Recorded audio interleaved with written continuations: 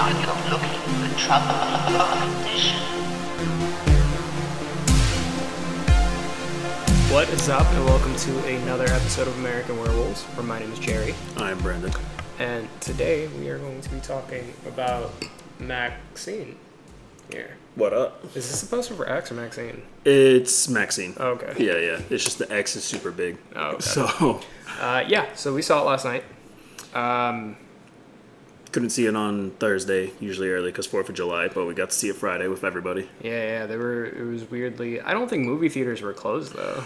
No, because I definitely saw showings for other movies. I guess they didn't want the big premiere to be on a holiday, so they probably held back, Maybe. At least in some places. I know some people that did watch it 4th of July. Okay, yeah, because there was zero theaters around us. I'm guessing it was just out here in Orlando. Maybe, Yeah. Which, finally, we're in the same room together. It's not just a video Skype call. We're all here physically together. Jerry made me a drink inspired by Maxxxine called I'm a Star. They just posted it on the Instagram. It's really, really good. Go make it. It's a porn star martini. But yeah, so we saw it last night. It is... Yeah, so for those that don't know, which if you're here, you must know. But just in case, Maxxxine is the third film in the X Trilogy, a direct sequel to the film X. It follows the character of Maxxxine that we followed in X with her friends after the events that took place in that film. We are now jumping from 1979 to 1985, just a handful of years later. And Maxxxine is out in Hollywood. She's tired of the adult film industry. She wants to be a star, an actual star. She wants to get out of, the porn or corn, I guess. Sorry, YouTube, whatever. And she wants to get out of that corn industry, and she wants to be an actual movie star. So she wants to, she ends up getting a role in a sequel horror film known as The Puritan, which was, it's just one of those typical 80s religious horror slashers. Like, it's very inspired from those types of movies back in the day. And things seem to be going really well until the Night Stalker starts going around and killing people close to Maxxxine one by one. And it turns into a whodunit slasher where she has to figure out who is the Night Stalker, what is going on, what do they want from her, and she needs to stop this because it could potentially interfere with her chances of being a star. Now, you and I are very huge fans of X and Pearl. Yes. Back in 2022, it was kind of impressive that X came out, and just a handful of months later, we found out that there was a prequel filmed in secret back-to-back with X, which is just unheard of for any franchise in general, specifically a horror. That's pretty... Based on no IP or anything, that is pretty impressive, that it got two movies the same year. And it's even more impressive that they were both really good, really, really good films. I actually enjoy Pearl just a little bit more than X. They're both really good, but Pearl just, I don't know, it worked for me. I've seen it a few times and I love it. So it's fair to say we were both really, really pumped, really, really hyped for this movie. This was our number one most anticipated film of the year if you saw our upcoming horror movies video. And we saw it, we got out, and I really, really, really like this movie. I did not love this movie, though. That's not to take away from it. It is still very fun. I think if you're a fan of these movies, you're going to enjoy it. I feel like if you haven't even seen X or Pearl, you can still kind of go into this one and you can definitely find some enjoyment for it, especially if you're just a horror fan, slasher fan. But if you're going to compare it to X and Pearl, I think it is the weakest entry. And I know that already sounds like that's bad. It's not a bad movie. It's just not what we were expecting. There were certain things in it that I felt like it could have been executed a little better. But there's also, I think, a lot more good than there is bad in this movie. But I will say, I walked out and I was smiling. I had a good time with it. You were...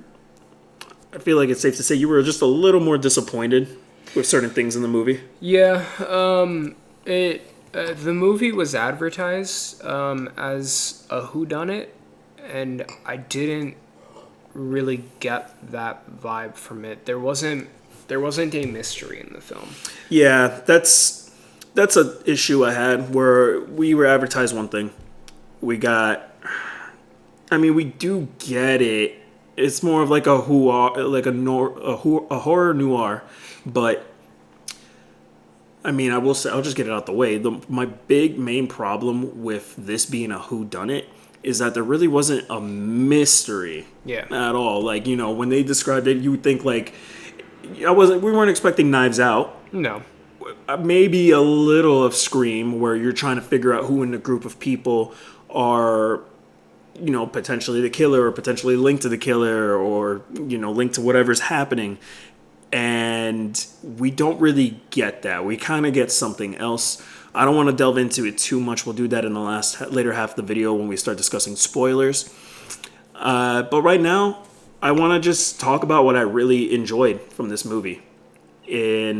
For one, I love that out of all these three movies, like, they each stand on their own. Yeah. They're very, very, very, very fun. They pay a lot of homages to, like, the genres they're depicting, especially this one. I feel like this one really leans into homaging 80s movies in general, especially like slashers from back in the day, that video nasty stuff that you would rent from Blockbuster.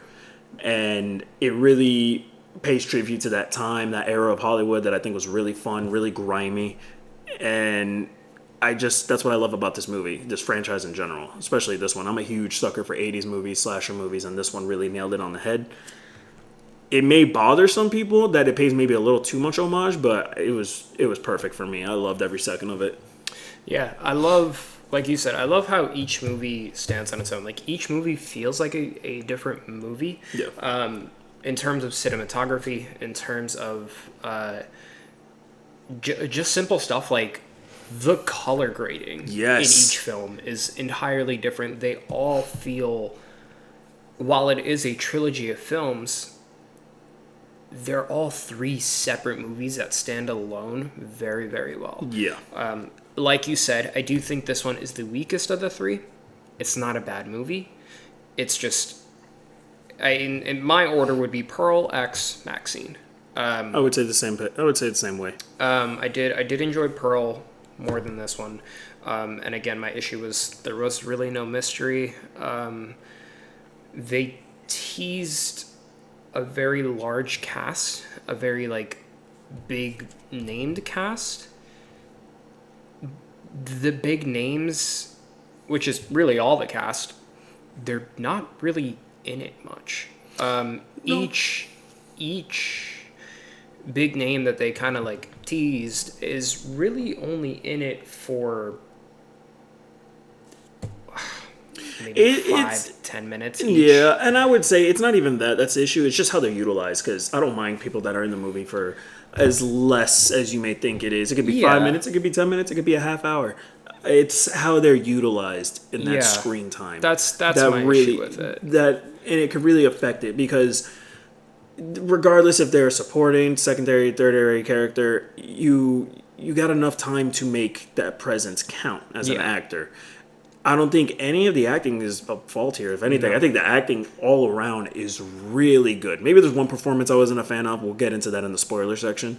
But I think every performance is great overall, especially from Moses Summery, who plays Leon, the video store clerk. I liked his character a lot. And from he doesn't have much screen time in the film, but for what he does, that actor utilizes it very, very well. And it made him one of my favorite supporting characters in the film. Yes. To be completely honest. Maybe in the trilogy. I don't know. That's going to be another discussion for when I eventually rewatch all three of these movies back to back. Maybe I feel like, honestly, my thoughts will change on Maxxxine a lot on a rewatch in the future, now knowing what it is. But he was really good. There are some other characters like Michelle Monaghan and Bobby Cannavale, I believe his name. They played the detectives in the film. They're good in the movie. However, their characters, by the end, they could have gone maybe a different direction with what they do with them. Yeah. And how they did what they did. The problem isn't what they did, it's how it was executed, I guess. Yeah. More on that later. But regardless of those issues, I think everyone still does a really good job, especially Kevin Bacon. This was a big casting for a lot of people. They were really excited for him, and he's having a blast in it. He is hamming it up in the best way possible. It's not over the top, that it's cheesy. It's over the top in the right volume, the right level. He's really having a fun time playing this scumbag detective that's on to Maxxine for the events that occurred in X. Yeah, no, he does great. Like you said, everybody does great. It's more so how everybody is utilized that I had the issue with. Yeah. Again, all this being said, it's not a bad movie. I did really enjoy it. It just wasn't what I was expecting. Yeah. And I wish there was just more of a mystery to it all, because it's not a mystery film. It's not. I mean, I'm going to say this right now. Within 10, 15 minutes, I already kind of figured out what was going on. I even leaned into you and I was like, do you think it's this? And you're like, maybe. And then I think as it progressed more, you were kind of like, oh, it's definitely this. And, it is what we thought it was going to be by the end. And that wasn't the problem at all. The problem was how they executed it. But I think regardless of that, there's still a lot of fun to be had with the movie. The pacing is so good in this movie, honestly. Like, Ty West, he doesn't only write and direct these movies, he edits them himself, and I think that benefits a lot for these films, because he knows the precise pacing that these movies need to keep the story going, to not slow down in pace. Even with X being a super slow burn, he knew how to pace that perfectly. And Maxxxine is a lot more fast-paced, comparing it to X, and he utilizes it so well. And there's a lot going on in this movie, too. There's so much plot happening in Maxxxine that to some, it could seem a little messy with how they go about with a lot of the beats, with the script and the story overall. But I think I was never bored, I didn't check the time on my phone or anything like that. I was locked in until the credits started to roll. Yeah, I will say, to compare the three, while I do think this is the weakest in the trilogy, I do think cinematography, it is the best. I loved Mint. it feels like a old school noir. While it isn't a mystery film, it feels like an old school noir mystery. Especially with the score on top of it. The score, I think, out of all three is the best. The score is great. There is one kill that feels like you're watching an Alfred Hitchcock movie. Yes. It feels like you're watching the shower psycho scene. Yes. Awesome setting too. All of that is great. I did really thoroughly enjoy the cinematography in this movie. Yeah, they really went all out. They took everything they learned from the previous two and they just went for it here, and it works perfectly. And what else was there? Oh yeah, there was a lot of references to the other films in the series that I thought were really, really cool. There's at one point, Maxxxine is smoking a cigarette and she puts it out on a star, and the star is for the actress Theda Bara, who Pearl, in her movie, she named the alligator that you see in Pearl and X Theda, which is based on that actress from the silent film era. So I thought that was just one of the many cool little connections that this movie has. It really, it's for the movie nerd out there. If you're an eagle eye viewer, you're going to catch a lot of these references and you're gonna just eat it all up. Like Ty West knows what we want, and he delivers in that retrospect too. And it doesn't become annoying where you just see Easter egg after Easter egg after Easter egg. Like it fits with the context of the story on top of it. And I will say, even though I have, I love the first act, I love the second act, I have issues with the third act, not because of where it ends off. I think where it ends off is perfect. It's what I wanted this trilogy to cap off at. If it remains a trilogy, there is word that Ty West would be interested in revisiting this world in the future in some way. I don't know how he would do it, and I don't know why, because I feel like this wraps it up. Very nice. I don't think we need more, but it regardless of where that I wanted it to go where it went, the execution's just a little off, and we'll get to why in a bit. I think we can say really what it is without spoiling anything in the film. I guess. I mean, you want to give it a shot? Yeah, so I got out of the film and I was like, yeah, it's good, but there's something about it that is bothering me. That other than, yes, it wasn't a mystery. Yes, I would have liked to have seen more like of this cast, or at least seen them utilized better. But there was one thing in particular that I couldn't grasp, and he mentioned it like when we got back to my place. He was like, this is my issue with the third act, and I was like, that's exactly it. Yeah. It's that the end of it, Maxxxine, the spoiler alert, Okay. Slightly. How about we just delve in? Let's say what we thought before we start delving into spoilers, because there's a lot I want to say, and it does evolve around that ending. So I feel like we should just go for it. So never mind, fuck it. We are gonna spoil it. So yeah, overall, we enjoyed this movie. I think Yes. maybe I did a little more than you. Yes.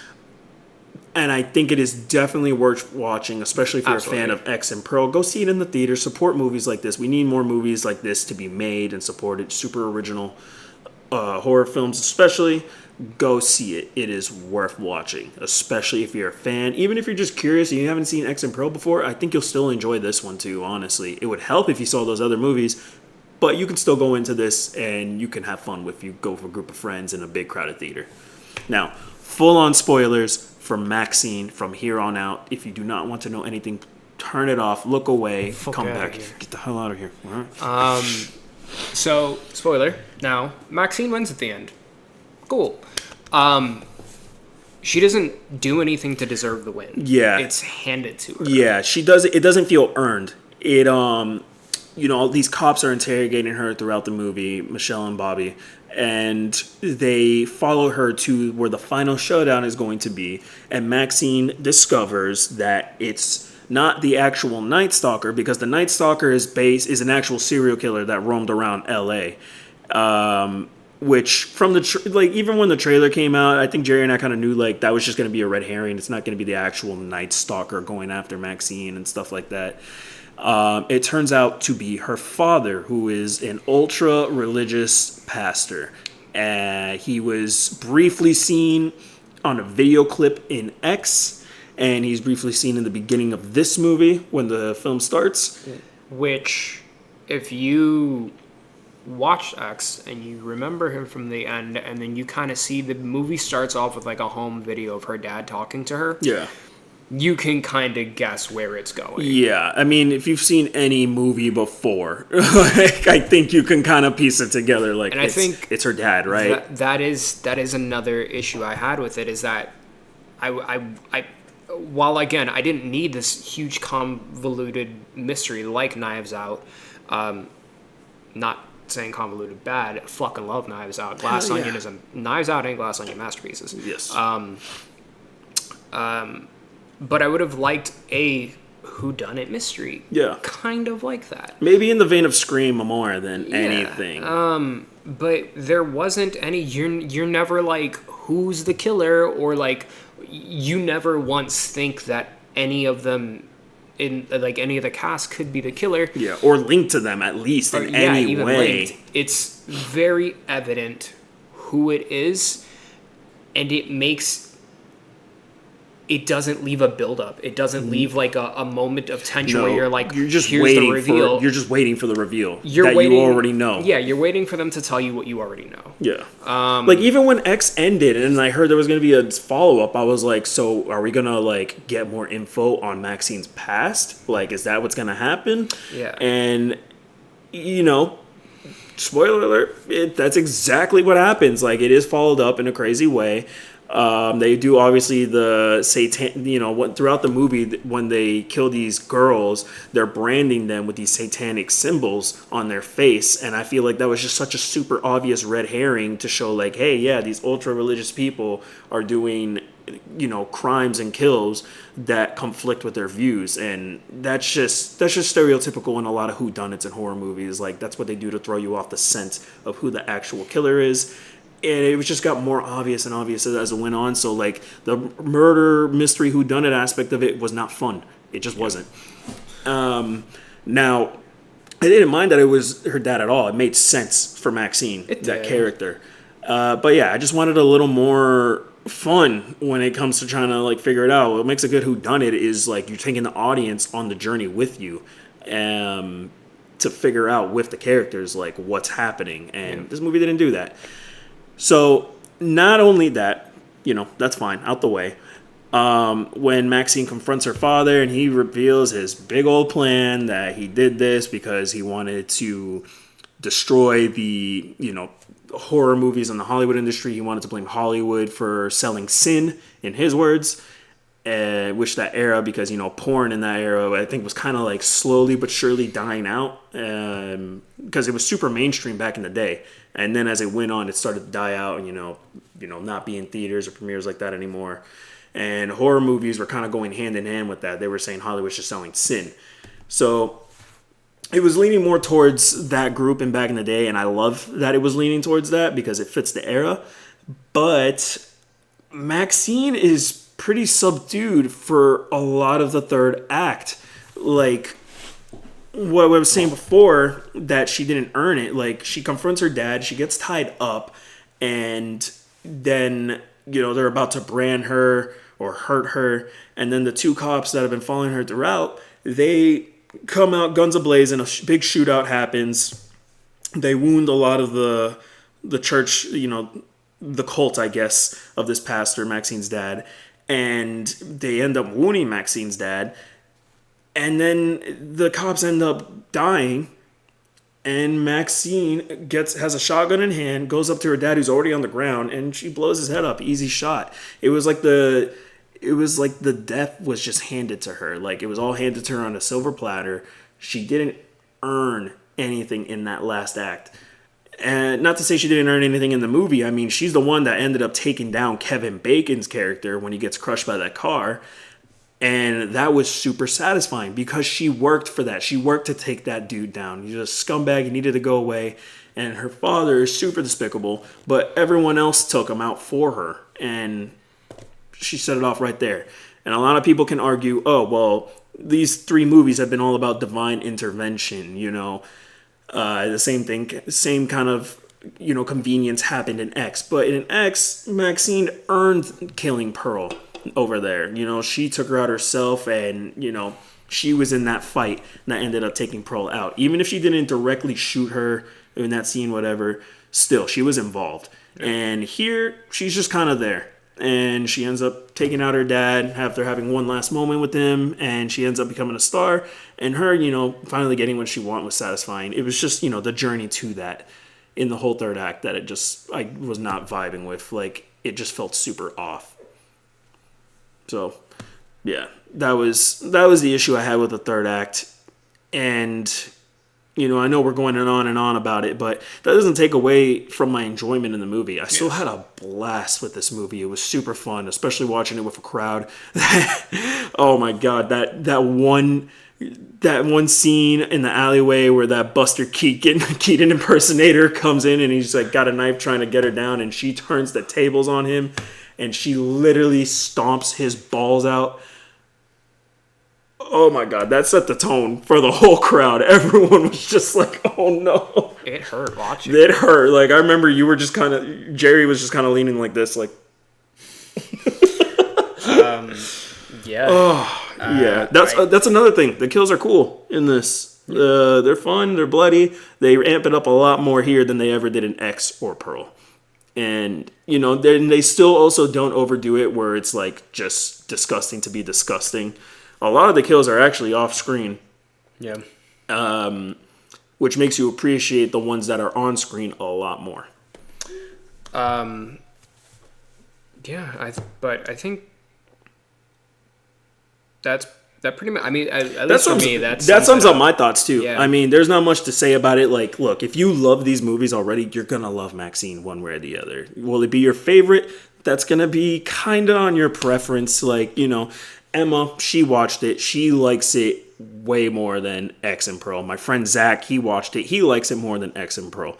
So it just depends on you. You may love it. You may not love it as much, but you're gonna enjoy it one way or the other, especially if you're a fan of these movies. Yeah. Based TLDR. If we're comparing it in the trilogy, I think it's the weakest. Yeah. Again, not saying that's anything bad. It's still a great film. It's just out of the three, it's my least favorite of the three. Yeah. It's still a great trilogy and all. Maxxxine itself is still a great movie. Yes. However, in terms of cinematography, I do think it is the best. And the score is the best. Tyler Bates did the score. He kills it in the score aspect, I swear. The very noir style of the film is phenomenal. And I had more fun, actually, with just the cinematography than I did the actual story. Yeah. Yeah, the filmmaking, the crafting of this film is so on point, immaculate, honestly. Especially if you're a film buff, a filmmaking fanatic, like, you would just want to watch that for that alone. Yeah. But go watch it. Yeah. That's pretty much it. It's a great movie. It brings the series to a close very nicely. Possibly, if he makes a fourth, I don't want a fourth. I don't know what other story you can pull. When you watch it, you're going to see there isn't really, unless he has an idea up his sleeve and it blows everything out of the water. He could delve into 90s horror film. Would you want that though? My thing is, like, Maxxxine has won. She's gotten what she wanted. The one person who would want to take out Maxxxine is gone. What else is there to do? Yeah, unless he planned a trilogy of movies way in advance and they each because the whole thing with these is they tackle a different era of horror films. And I can see him doing something 90s, something 2000s, something 20, and something modernized by the time a sixth film in a new trilogy comes out. Like, I could see where he would want to go in paying homage to other horror movies. Do we want to see it? And is there even enough story there, especially for the Maxxxine character, that could keep it going? Because Maxxxine, while I do enjoy her, I don't think she's really as that interesting of a protagonist, especially in this movie. There's not much to her. Like Mia Goth is the star. It's not Maxxxine. Yeah. That was another thing I noticed. Like, Maxxxine herself, she's just okay. She's not anything super. She's not someone who's super interesting. You love her because she's a tough character that, she holds no prisoners and nothing's going to get in her way. That's about it. That's her only real character trait, But not saying that she's not entertaining to watch. It's because Mia Goth is in the role. If you took any other actress, there wouldn't be much else there. Yeah. Pearl is a lot more of a complex and interesting character than Maxxxine herself. Mm-hmm. So, yeah, I'd be curious what they would want to do with Maxxxine. Because other than the PTSD that we see Maxxxine have throughout this film, there's not really much the film has to say about her at that point. So, yeah, I'd be curious what they would do. But in all honesty, if I got the option, I would say just leave it at these three movies. Leave it as the perfect trilogy. But, of course, these are slasher movies.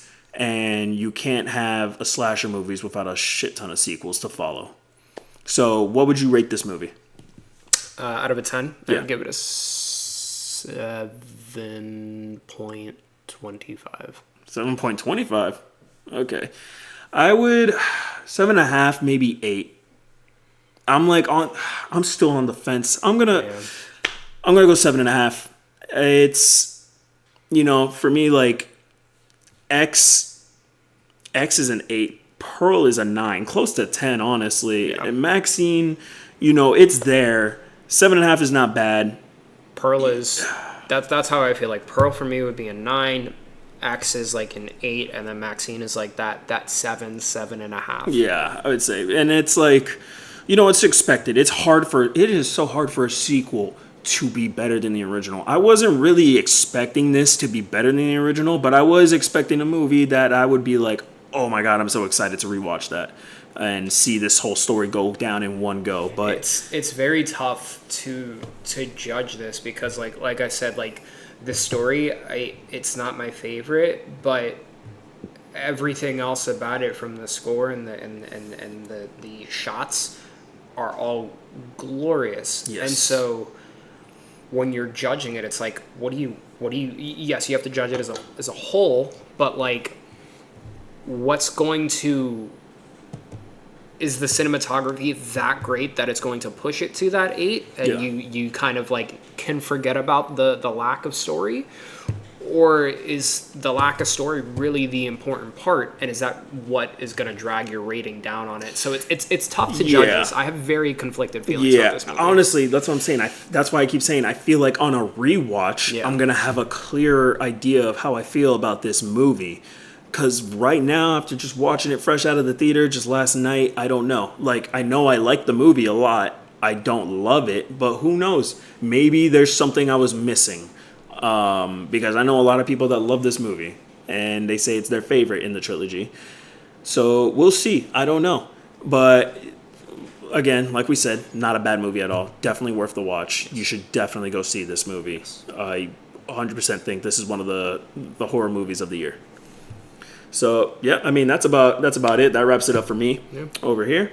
So yeah, that was our review for Maxxxine. If you saw it, what did you think of it? Did you like it? Did you like it more than X and Pearl? Did you like it less than X and Pearl? Comment down below and let us know. Hit that like and subscribe button. Once again, I am Brandon. Stay spooky.